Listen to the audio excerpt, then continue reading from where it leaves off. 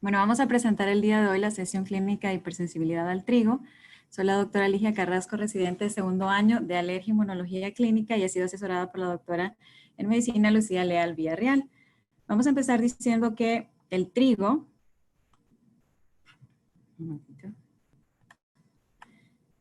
es uno de los cereales más cultivados a nivel mundial, junto con otros granos como el arroz, la cebada, el maíz. En el año 2016 se cosecharon alrededor de 2.800 millones de toneladas de cereales. De ellos, el que fue más cultivado fue el maíz, seguido por el trigo con 749 millones de toneladas y en tercer lugar el arroz. El trigo pues contiene fuente importante de nutrientes como vitaminas, minerales, también fibra dietética y va a tener un alto contenido de carbohidratos y proteínas. De las especies de trigo más utilizadas actualmente es el trigo hexaploide que veremos a continuación. A manera de historia, el trigo pues se ha consumido desde aproximadamente 11.000 años antes de Cristo y fue 400 años antes de Cristo que fue consumido en China para hornear pan o pasteles y en Francia se horneó por primera vez el pan con levadura. Pero ¿de dónde viene el trigo? Pues pertenece a la familia de las poáceas, que son gramíneas, y aquí vamos a ubicarnos en la subfamilia Apoide. Aquí vamos a tener tres tipos de grano, el trigo, el centeno y la cebada, que son los que están como en color naranjita. También en esta misma subfamilia Apoide tenemos ubicada a la avena, y eso es importante tenerlo en cuenta para el momento de relacionarlos con las reacciones cruzadas. Sin embargo, vemos que el arroz pertenece a una subfamilia completamente diferente y también el maíz va a pertenecer a otra familia diferente a este grano que es el trigo. El gluten es la principal proteína que está contenida en el trigo y el trigo a su vez tiene tres partes, una parte que es el germen, que es el embrión y es el encargado de la germinación del grano, también el núcleo que también se llama endospermo y que aquí va a haber el mayor contenido de proteínas. Sí, representa el 80% del grano y es de aquí donde está pues la harina fabricada y el salvado que es la parte gruesa del grano que le va a dar resistencia. El gluten también es resistente al calor y se cree o ya se ha establecido que en una dieta occidental, el contenido de gluten es aproximadamente de 5 a 20 gramos por día. ¿De dónde viene la palabra gluten? Pues viene de la palabra, el latín, pegamento. En 1745, Beccari observó que al lavar la harina con agua, entonces adquiría como una consistencia de masa. Y en América y en Europa, aproximadamente la mitad de las calorías vienen de los cereales, lo cual es importante siempre considerar. Existen varios tipos de trigo y eso van a estar compuestos por genomas. Los genomas pues van a ser A, B, D. En este caso, el trigo duro tetraploide es uno de los que más se utiliza y el trigo hexaploide es el más utilizado de todos. La diferencia es que el trigo hexaploide tiene un genoma diferente, que es el D, y este da características más inmunogénicas al trigo. Se puede hacer combinaciones de varios tipos de trigo y formarse el trigo hexaploide Triticum stivum, que es uno de los más utilizados actualmente. El contenido del trigo, ¿cuál es? Bueno, pues la harina de trigo va a estar compuesta en un 70% por almidón. También tenemos las proteínas del 10 al 15%, agua 10 a 15% y en una cantidad pequeña los lípidos con un 1 a 2%. El gluten es el que va a estar contenido en un 90% de todas las proteínas y de estas proteínas las más importantes son las gliadinas y las gluteninas que van a representar el 50% de las proteínas del gluten en la harina de trigo. Existe una clasificación que es la clasificación de Osborne que se publicó en 1907 y esto es en base a la solubilidad de las proteínas del trigo. Por ejemplo, la albúmina va a ser soluble en agua, la globulina no es soluble en agua sino que en sal, en solución salina. Las gliadinas, que son prolaminas, son solubles en alcohol y las gluteninas, que son glutelinas, son solubles en ácido acético y no en alcohol. Continuando con las proteínas del trigo, la albúmina y la globulina van a dar algunas características diferentes y estas son funciones de protección o de resistencia a plaga y patógenos. Estas, como ya vimos, pueden representar entre el 10 al 30% del contenido del grano. Y las prolaminas y glutelinas, que son las gliadinas, van a representar del 70 al 80% y son reservorio importante de las proteínas del trigo de aminoácidos. También debemos de tener claro que las proteínas se pueden dividir en bajo peso molecular y alto peso molecular. Las prolaminas, aquí tenemos, por ejemplo, la omega 5 gliadina, que es una de las más alergénicas en cuanto a proteínas del trigo, y es una proteína de mediano peso molecular. Y las de alto peso molecular, que sobre todo son las glutelinas, son las que más destacan. Hablemos ahora de hipersensibilidad al trigo según los mecanismos. Hay diferentes mecanismos. Vamos primero a hablar del mecanismo autoinmune, que aquí el ejemplo más clásico es la enfermedad celíaca, también ataxia por gluten, dermatosis hipertrófica. Un mecanismo inmune de inmunidad innata, se nos menciona la sensibilidad al gluten no celíaca, aunque todavía pues no está bien clara cuál es la fisiopatología de esta hipersensibilidad. Y el mecanismo alérgico, que puede ser alérgico, que aquí puede ser a diferentes niveles, como por ejemplo alergia respiratoria, alergia en piel, alergia alimentaria o anafilaxia inducida por ejercicio dependiente de trigo. Y el mecanismo mixto, que en algunas revisiones de hecho se menciona como no alérgico, pero bueno, en base de esta clasificación que encontramos, la mencionaremos como un mecanismo mixto. Y aquí se incluye la gastroenteritis eosinofílica y la esofagitis eosinofílica. Continuando aquí, pues lo que ya hemos revisado, los diferentes mecanismos de hipersensibilidad, y vamos a hablar ahora del alérgico, que aquí vamos a incluir alergia alimentaria, anafilaxia inducida por el ejercicio dependiente de trigo y alergia respiratoria. En cuanto a la prevalencia de la hipersensibilidad al trigo, el 8.4% de la población padece o puede tener problemas relacionados con el trigo. Sin embargo, el 91.6% no tiene ninguna reacción o problema con este alimento. De este 8.4%, la que se ve más frecuente es la sensibilidad al trigo no celíaca, que puede presentarse hasta en el 6% de la población, seguida por la enfermedad celíaca, un 1.4%, y en menor cantidad la alergia al trigo, que representa el 1%. Y es de esta última que vamos a hablar a continuación. Pues la alergia al trigo es pues, un mecanismo que está mediado por inmunoglobulina E, afecta aproximadamente al 1% de la población y va a tener relación parecida con algunos alimentos como la leche de vaca y el huevo. ¿Y por qué es parecido? Porque tiende a resolver más o menos a la edad de 5 a 6 años. Se va a relacionar también con asma o rinitis ocupacional y la mayor prevalencia de la alergia al trigo es en los niños. Es un estudio que se realizó en México en el año 2015, en donde vemos que los cereales ocuparon el cuarto lugar en cuanto a los alimentos alergénicos.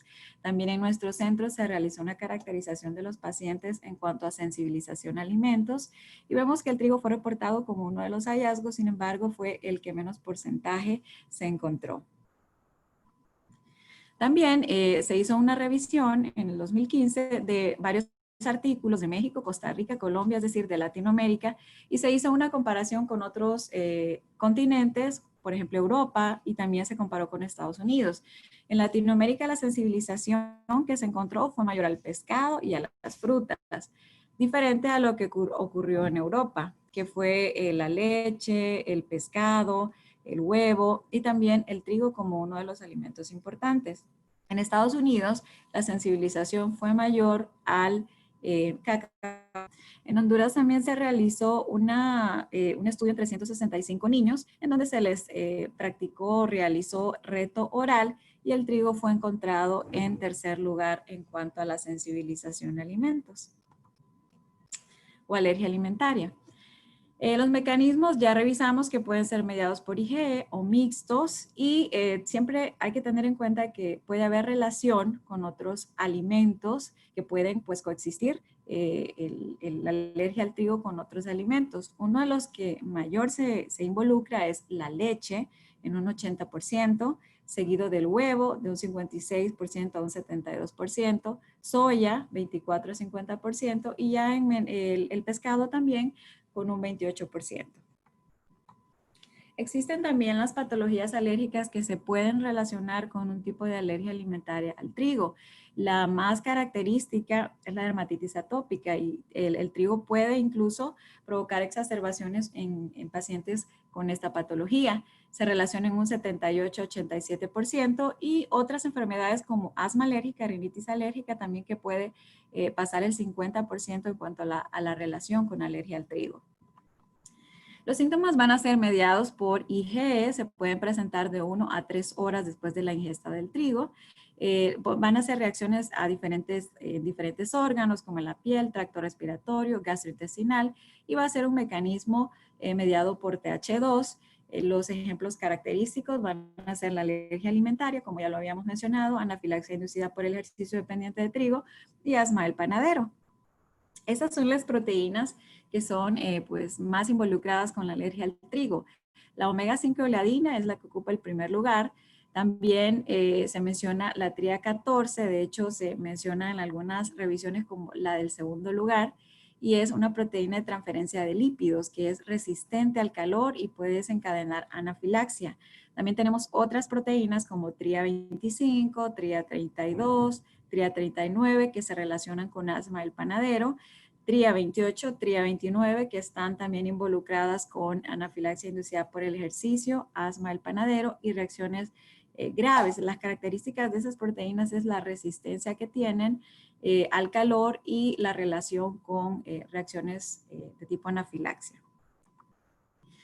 Aquí vemos a la izquierda un cuadro de las proteínas más importantes que son las que ya pues revisamos, la alfa-amilasatripsina y bueno, la omega 5 gliadina que es una de las más alergénicas. Pero en cuanto a la reactividad cruzada, el trigo también puede relacionarse con otros granos y también con polen de pasto. Pero el cruce que puede hacer con polen de pasto es bien bajo, o sea, es poco significativo. En cambio, con otros cereales, pues constantemente se está relacionando. Pero bueno, aquí les cité dos estudios en donde uno de ellos se realizó en 18 pacientes, en donde no se encontró reactividad cruzada en niños con alergia al trigo, y que hayan presentado también alergia al maíz y al arroz. También Jones y colaboradores hicieron un análisis en pacientes con alergia al trigo y se encontró que el 80% eran alérgicos solamente al trigo y que el trigo fue el grano más frecuente. Entonces siempre tener en cuenta a la hora de relacionar la alergia al trigo con otros cereales. En cuanto a la fisiopatología, va a ser un mecanismo mediado por inmunoglobulina E. Si vemos, esta es la primera exposición al grano del trigo. Se van a producir alarminas como interleucina 25 y 33 que van a ser presentados en la célula presentadora de antígenos. Esta pues las va a presentar en el ganglio linfático a los linfocitos TH0 que se van a diferenciar a linfocitos TH2 y van a secretar citocinas como la citocina interleucina 4, 13, pero también las alarminas pueden estimular a las células linfoides innatas tipo 2 y estas también van a secretar interleucina 4 y 13. La interleucina 4 va a estimular al linfocito B que va a secretar inmunoglobulina. Esta inmunoglobulina se va a posar en células como los mastocitos y los basófilos y ante una segunda exposición con el trigo, pues se va a desencadenar la liberación de mediadores como histamina, prostaglandinas, leucotrienos que van a ser los encargados de la inflamación alérgica. Los síntomas son a diferentes niveles: cutáneos, urticaria en un 40% de los niños, también brotes de dermatitis atópica, eritema, angioedema, prurito, síntomas respiratorios que pueden ir desde congestión nasal hasta sibilancias, gastrointestinales que son más frecuentes en los niños y son síntomas como vómitos, diarrea, cólicos. En el caso de anafilaxia, esta se presenta sobre todo en adolescentes y adultos hasta en un 50% de los casos. Vamos a hablar ahora de asma del panadero y posteriormente de anafilaxia inducida por ejercicio dependiente de trigo. El asma del panadero es una de las principales, en cuanto a la relacionada con el trigo, una de los principales tipos de asma ocupacional. La prevalencia de los síntomas respiratorios se pueden relacionar con rinitis hasta en un 15 a 20% y de asma de un 5 a 10%, sobre todo en los manipuladores de harina, como los panaderos, los pasteleros, los fabricantes de pizzas. Y el asma del panadero, pues tanto el asma como la rinitis, el mecanismo va a ser por inhalación y no por ingesta. Según esta revisión, la prevalencia es de 0.03 a 0.24% en los manipuladores de cereales. El trigo es el cereal que se involucra más frecuentemente en un 60 a 70%. El mecanismo va a ser básicamente mediado por IgE, aunque se involucra alguna predisposición genética como la presencia de algunos genes.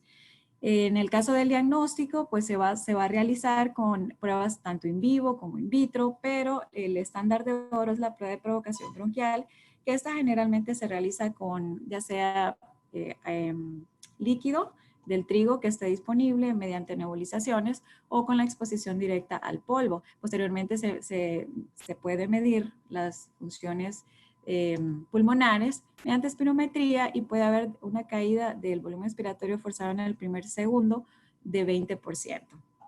Los alérgenos que se ven más relacionados con asma del panadero es TRIA 14, 25, 28, 32, 39.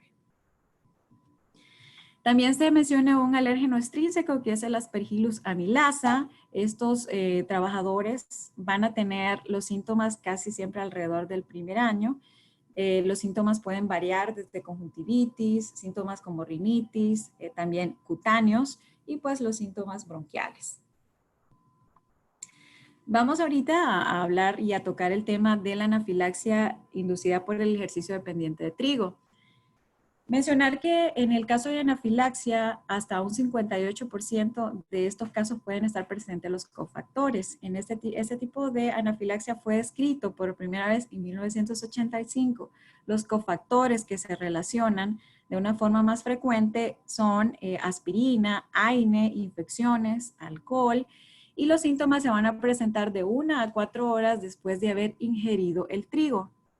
El tipo de ejercicio puede ser cualquier ejercicio y el tiempo transcurrido puede ir desde 10 minutos hasta 50 minutos de haber iniciado la actividad física. Incluso se menciona que puede ser antes de los 10 minutos.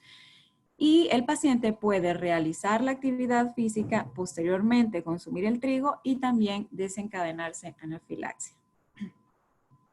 Los alérgenos principales es el TRIA19, que es el omega 5 gliadina, y proteínas de alto peso molecular. También se nos involucra al TRIA14, que es la proteína de transferencia de lípidos. La fisiopatología, los cambios que pueden ocurrir es que durante el ejercicio puede haber aumento de la osmolalidad con aumento de la permeabilidad intestinal. También hay granulación de células como los mastocitos, redistribución del flujo sanguíneo y esta liberación de estos mediadores como histamina, leucotrienos, pues van a condicionar a que haya un ambiente propicio para desencadenarse anafilaxia. En cuanto a las cantidades de trigo, pueden variar, pueden ser pues incluso de 64 gramos o más, que es muy diferente, por ejemplo, a la cantidad de gluten que se necesita en la enfermedad celíaca, que es cantidad de 20 miligramos. El diagnóstico se hace, pues básicamente con pruebas in vivo, in vitro, En el caso de las pruebas in vitro, cuando se realiza específicamente con la gliadina y se hace la lectura con un corte de 0.89 kilounidades por litro, nos da una sensibilidad del 78 y una especificidad del 96%. El reto y el diagnóstico pues se hace con el reto al alimento mediante la actividad física. Ya integrando el diagnóstico de la alergia al trigo, pues se pueden realizar diferentes tipos de pruebas. Las pruebas in vivo, que son las pruebas por punción, aquí se pueden realizar con diferentes extractos. Por ejemplo, se puede realizar con el trigo o con el gluten. En el caso de la que tiene mayor especificidad es cuando se realiza con el gluten, que reporta sensibilidad del 96% y especificidad, perdón, del 100%. También las pruebas in vitro que se pueden realizar y son más específicas cuando se hacen con la gliadina, que en algunos países está disponible, pero en otros no. Y el gol estándar es el reto oral doble ciego controlado con placebo. Este se puede ir realizando con dosis pequeñas que se dan al paciente desde unos 50 miligramos y se pueden aumentar hasta 1 gramo. Se ve la respuesta y se puede hacer también medir la sensibilización con estas pruebas que ya mencionamos. A continuación vamos a ver algunos de los niveles, tanto de las pruebas in vivo como in vitro. Entonces vemos la primera flechita amarilla en donde se midieron los niveles de trigo con 0.36 kilounidades por litro en pacientes en los cuales se les realizó el gol estándar para la alergia al trigo y se reportó una sensibilidad del 95% y una especificidad del 67%. En la siguiente flechita amarilla también vemos que estos pacientes con alergia al trigo se midieron los niveles séricos de trigo y se obtuvo una especificidad del 100%, pero una sensibilidad baja. De aquí vamos a pasar a la flechita roja, que es cuando se hizo la determinación de los niveles séricos de W5-gliadina o omega-gliadina, en donde el corte fue de 0.89 kilounidades por litro y se encontró una sensibilidad pues bastante aceptable de 78% y una especificidad del 96%, que si recordamos, se nos mencionaba como de elección en el diagnóstico de la anafilaxia inducida por ejercicio dependiente de trigo.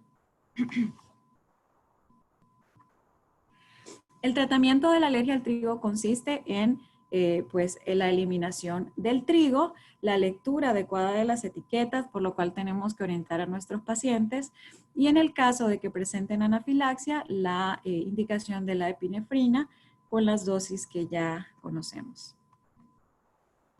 Los cruces que se pueden realizar, y ya lo habíamos mencionado, en cuanto a la avena, ha sido muy raro los cruces que se han encontrado y en el caso del centeno y la cebada son los que se pueden asociar más frecuentemente. Aquí también va a depender mucho de pues cada país y de las pruebas que se puedan realizar para comprobar si existe o no una alergia a este otro tipo de cereales. Y pues a veces de repente sea lo más sencillo quitarlos todos, pero pues hay que ver qué estamos eliminando de la dieta de un paciente. En cuanto a la profilaxis, se debe hacer la introducción del trigo temprano, entre 4 a 6 meses, y se recomienda que cuando el paciente recibe lactancia materna. En el caso de la inmunoterapia también se puede utilizar. La que tiene mayor evidencia o la que hay más estudios es la inmunoterapia oral en comparación con la sublingual y la epicutánea. Les cité un estudio en donde en 18 pacientes que recibieron inmunoterapia oral durante 2 años se logró una desensibilización al trigo del 61.1%.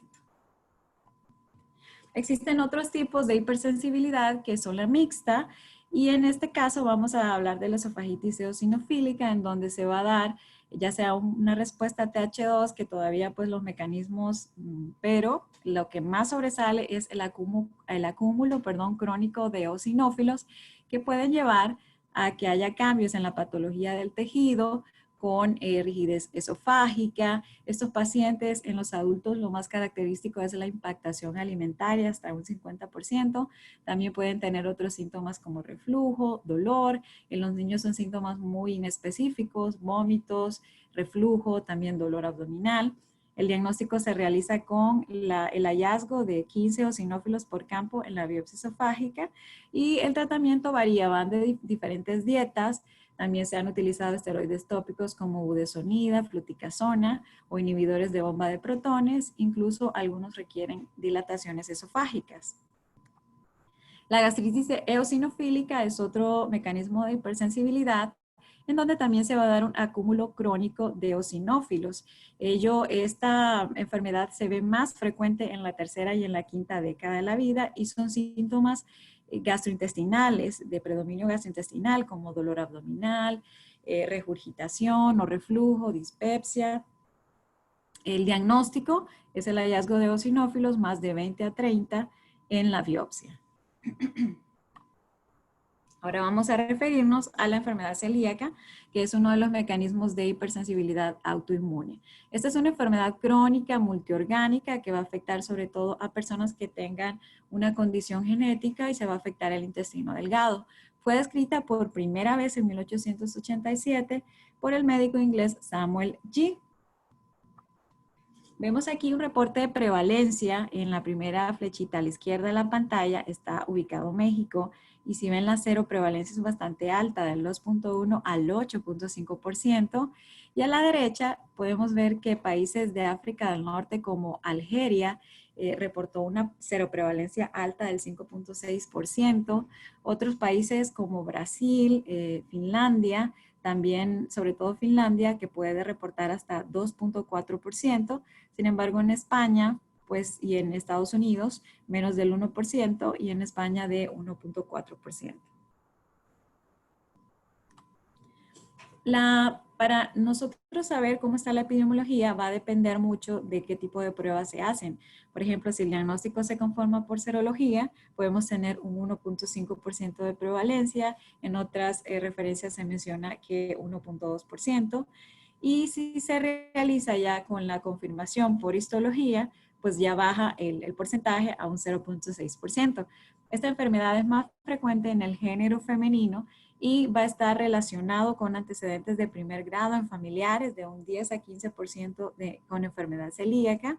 También otras enfermedades como síndrome de Down, diabetes mellitus tipo 1 o inmunodeficiencias de anticuerpos de IgA también se relaciona con enfermedad celíaca, que lo vemos a continuación. Estos son los grupos de riesgo y las patologías que más se asocian, así como vamos a tocar la parte genética.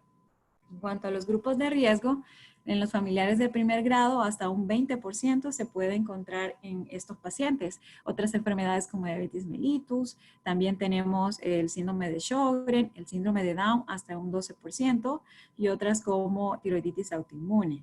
La genética en la enfermedad celíaca juega un papel muy importante, ya que puede asociarse, como vimos, hasta un 15 a 20%. También existe relación con los gemelos homocigóticos hasta un 80%. Y aquí se van a encontrar específicamente dos genes, que son genes del antígeno leucocitario humano. Son el DQ2 y el DQ8. En cuanto a estos genes, los pacientes con enfermedad celíaca suelen expresar alguno de estos dos. El que más frecuentemente se expresa es el DQ2, hasta en un 90%, y el DQ8 en menos proporción, de un 10%. Entre el 90% de estos pacientes van a tener alguno de estos dos tipos de haplotipos o genes. Y tanto es así que si no se encuentra alguno de ellos, nos va a dar un valor predictivo negativo del 100% para el diagnóstico de enfermedad celíaca. Hay un pero, y es que la población sana también entre el 30 al 40% puede expresar alguno de estos haplotipos y no tener la enfermedad, ¿verdad? Pero con ese valor predictivo creo que ahí ya nos da la idea de lo importante que es el estudio genético o encontrar alteraciones genéticas en estos pacientes. Existe alteración tanto en la inmunidad innata y adaptativa en cuanto a fisiopatología en la enfermedad celíaca. En este cuadro lo que quiero que veamos es que van a haber cadenas de gluten o las cadenas de péptidos de gluten que no se van a digerir fácilmente, y ahí va a intervenir una enzima que es la transglutaminasa 2, que esta enzima es la que se encuentra en los pacientes con enfermedad celíaca. Esas cadenas van a estar compuestas, o esos péptidos de gluten, por aminoácidos como la prolina o la glutamina, que son aminoácidos que hacen o dan esa consistencia de ser resistentes a la digestión. Esto mismo que está aquí explicado lo vamos a ver a continuación. Aquí nos vamos a ubicar en la parte izquierda de la pantalla. Vemos arriba que este es el péptido de gluten.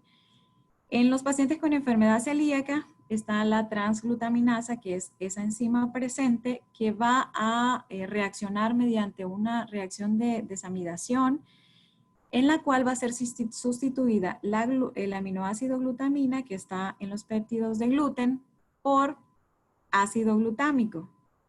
¿Verdad? Entonces, se va a exponer el ácido glutámico mediante la reacción de desamidación y se va a producir mayor sensibilidad de este péptido o mayor afinidad, perdón, con las células presentadoras de antígeno. Cuando hacemos el diagnóstico serológico, lo vamos a ir mencionando ya para cuando ya hablemos de las pruebas serológicas ubicarnos, se pueden hacer determinación de anticuerpos contra la transglutaminasa y también se pueden hacer determinación de anticuerpos contra los péptidos de gliadina. Y una vez que ya se ha ocurrido la reacción de desamidación por la transglutaminasa, también se pueden determinar anticuerpos contra estos péptidos deaminados, que ya pues se expuso el ácido glutámico. Ya lo veremos a continuación.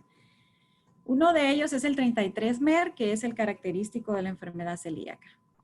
Vamos a hablar entonces de la inmunidad innata, una vez que estos péptidos, con lo que ya revisamos, que pueden pasar la barrera intestinal, vamos a ubicarnos en las células intraepiteliales y en estos morados que son los linfocitos intraepiteliales. Van a haber muchos linfocitos intraepiteliales en enfermedad celíaca y estos se pueden comportar con características de las células NK. Van a liberar granzimas, perforinas y esto va a producir apoptosis de las células intraepiteliales. Entonces va a aumentar la permeabilidad de la membrana. También se va a liberar interleucina 15.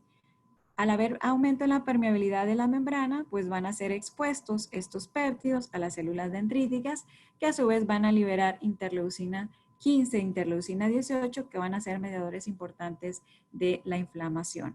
Entonces, en la inmunidad innata, estas interleucinas son las que son más características. Y ahora vamos a integrarlo ya con la inmunidad adaptativa. Si vemos, aquí está la barrera o las células intraepiteliales con los linfocitos intraepiteliales que van a estar muy aumentados en la enfermedad celíaca, que recordemos, pues van a producir apoptosis de las células intraepiteliales y va a aumentar la permeabilidad. Aquí tenemos entonces el péptido 33-MER, que es el más característico, va a pasar la barrera y una vez que esté dentro va a ser captado por esta enzima que es la transglutaminasa 2, que es la característica de enfermedad celíaca, y mediante una reacción de aminación, va a ser presentada ya el ácido glutámico a estos genes que también pueden expresarse en los pacientes, ya sea DQ2 o DQ8. Luego va a ser presentado a las células TCD4 que se van a activar y van a liberar citocinas como el interferón gamma y la interleucina 21, que son responsables de la respuesta inflamatoria. A su vez, estas células van a ser estimuladas, las células TCD4 van a presentar o van a estimular a las células B, que van a producir anticuerpos contra transglutaminasa.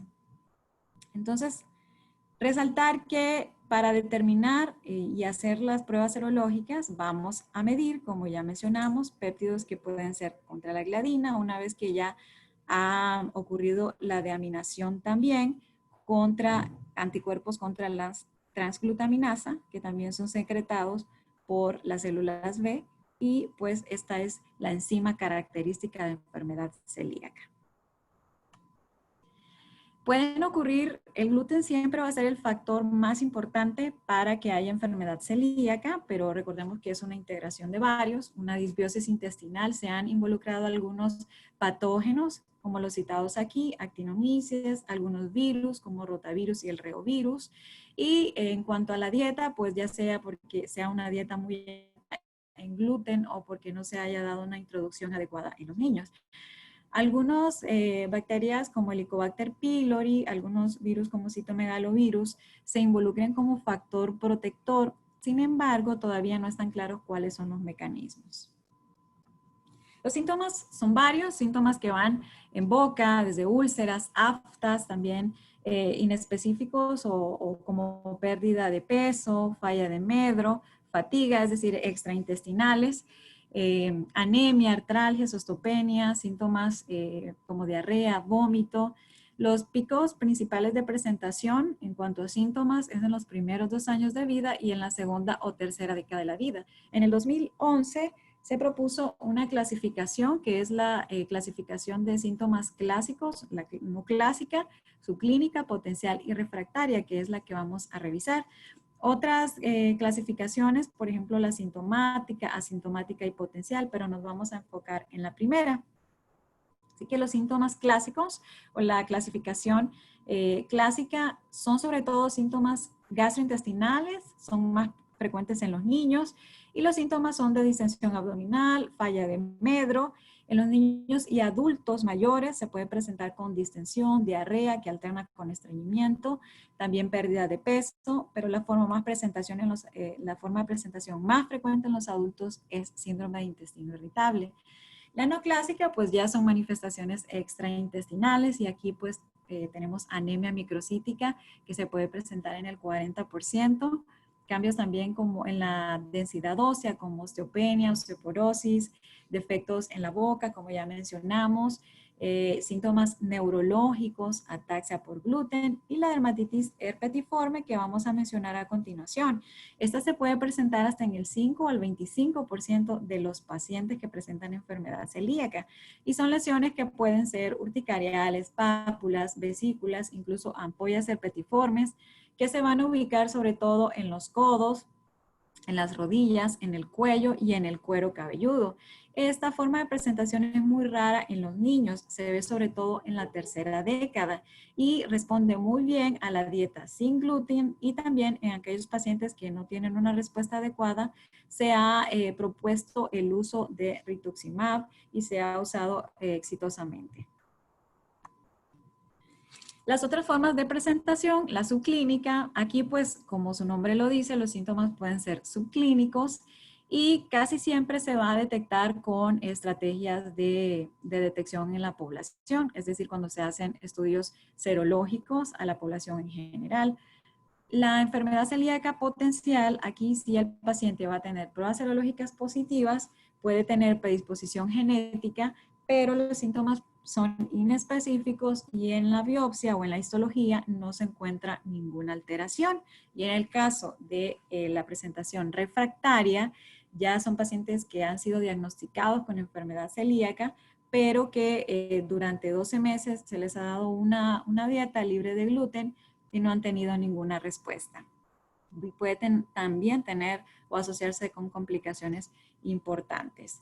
Se nos ofrece más o menos un bosquejo en esta revisión de la prevalencia de estas formas de presentación, en las cuales, resumiendo, la más frecuente van a ser la no clásica, la clásica y la subclínica. Vemos que la que predominó fue específicamente la no clásica. En cuanto a las pruebas serológicas, vimos y hemos tocado algunos de los pues, hallazgos que necesitamos encontrar para orientarnos al diagnóstico. Los anticuerpos antigliadina, que son los menos específicos, son los que más se han utilizado y son los más económicos, pero no son recomendados porque la especificidad es baja. Los antidiaminados, que ya vimos que es cuando ya ocurre esta reacción de deaminación, también son indicados, son menos costosos y también se pueden realizar como primera línea porque tienen una especificidad mayor que los anticuerpos antigliadina. Los anticuerpos antitransglutaminasa, que es la enzima que va a estar presente en estos pacientes, tienen una sensibilidad y especificidad adecuada. Sin embargo, los que son más específicos son los anticuerpos antiendomicio, que estos también son dirigidos a los anticuerpos transglutaminasa, pero específicamente en el endomicio. Y eso es lo que varía. Pero siempre lo que estamos buscando con estos anticuerpos es la enzima que está presente en ellos. Aquí vemos un cuadro que nos puede ubicar un poco, es pues una revisión del 2017, pero aquí están señalados los principales estudios serológicos que se hacen en los pacientes con enfermedad celíaca. Entonces vemos que los anticuerpos antiendomicio tienen una especificidad que va desde el 94.7 hasta el 100%. Y aquí lo que vamos a buscar es inmunoglobulina A. En el caso de los anticuerpos transglutaminasa, también lo que vamos a buscar es inmunoglobulina A y tienen una especificidad que puede llegar hasta el 100% también. Y los anticuerpos contra péptidos de gliadina deaminada, que ya los mencionamos, también nos ofrecen sensibilidad y especificidad adecuada. Entonces, esos son los de primera línea. Los antiendomicio tienen algunas desventajas porque va a depender mucho de la interpretación de quien los realice y son bastante costosos. Entonces, de repente en algunos países se plantean como segunda línea, pero la especificidad es muy buena. La histología, pues van a ver las vellosidades intestinales y las criptas. En el caso de la enfermedad celíaca se observa que hay hiperplasia de las criptas y atrofia de vellosidades, ¿verdad? Entonces, estos cambios no son específicos de enfermedad celíaca, ya que los podemos tener en algunas patologías como, por ejemplo, en infecciones o el uso de antibióticos. Existe una clasificación de los estadios en cuanto al daño de la mucosa, que son estadios de March, que van desde el 1 hasta el 4, hasta el grado 4, y aquí lo que se mide es los cambios en la mucosa y la presencia de linfocitos intraepiteliales. Nada más se los menciono pues porque no es un objetivo directo de nuestra clase. Y también se pueden hacer en el diagnóstico de enfermedad celíaca la determinación de los genes que ya mencionamos. Este es un flujograma en donde vemos los diferentes estudios que se pueden realizar tanto en pacientes con enfermedad celíaca y en pacientes con alergia al gluten, que ya lo hemos tocado.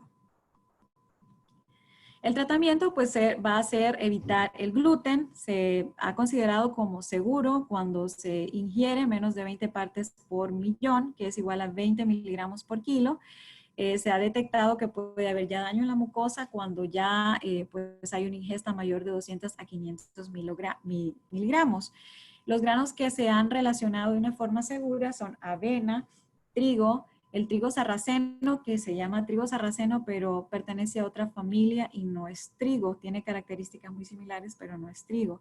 Maíz, mijo y quinoa, sin embargo, en este punto va a depender mucho de cada país y pues de cada médico que trate en cuanto a qué granos se van a permitir, ¿verdad? Pero sobre todo el arroz, la avena y trigo sarraceno y el maíz son bastante tolerados en estos pacientes. Por último, vamos a hablar de enfermedad no celíaca o la enfermedad, la sensibilidad al gluten no celíaca, en donde la prevalencia es una de las mayores en cuanto a la hipersensibilidad, que puede ir desde el 0.6 hasta el 6%. Pueden ser síntomas tanto intestinales como extraintestinales. La patogénesis pues no está bien comprendida aún, pero la gran mayoría de las revisiones nos hablan de un mecanismo de inmunidad innata, aunque también se han encontrado que hay presencia de linfocitos intraepiteliales. Entonces, no está bien claro el mecanismo por el cual se produce. Los síntomas pueden ser tanto intestinales como distensión, dolor, diarrea, o extraintestinales como fatiga, dolor muscular, tan inespecíficos como cefalea o depresión. Estos pacientes van a mejorar con la eliminación del gluten en la dieta. Incluso se plantea que con una disminución del 5 al 10% tienen una respuesta favorable. El diagnóstico es siempre de exclusión, es decir, vamos a estudiarlos por enfermedad celíaca. Una vez diagnosticada, pues se puede hacer una dieta de eliminación y observar la respuesta, así como que se debe de confirmar mediante el doble ciego con placebo controlado con el gluten también. Se han involucrado que pueden estar relacionados los carbohidratos de igual forma con este tipo de hipersensibilidad. Como conclusiones, pues recordar que el 8.4% de los pacientes son los que presentan hipersensibilidad al trigo, que va a ser similar a algunos alimentos en cuanto a la resolución o a la tolerancia, como el huevo y la leche, es decir, que los pacientes pueden tolerarla alrededor de los 5 a 6 años en un 70-80%, y la prevalencia de la enfermedad celíaca ha aumentado en los últimos 50 años, ya sea por el aumento de consumo de trigo en la dieta o por las estrategias de detección que han mejorado en la actualidad. Como conclusiones personales, pues es muy importante realizar la detección temprana de hipersensibilidad al trigo para evaluar el pronóstico y de esta forma prevenir las complicaciones, así como mejorar la calidad de vida en los pacientes. En el caso de indicar una dieta libre de gluten, tenemos que tener un diagnóstico ya confirmado, ya que pues no es justo exponer al paciente a una dieta libre de los cereales, que son parte importante en la alimentación. Y a su vez, una vez realizado el diagnóstico, hacer el monitoreo adecuado de los pacientes, que es de lo que debemos de estar siempre presentes. Muchísimas gracias por su atención y por mi parte ha sido todo el día de hoy.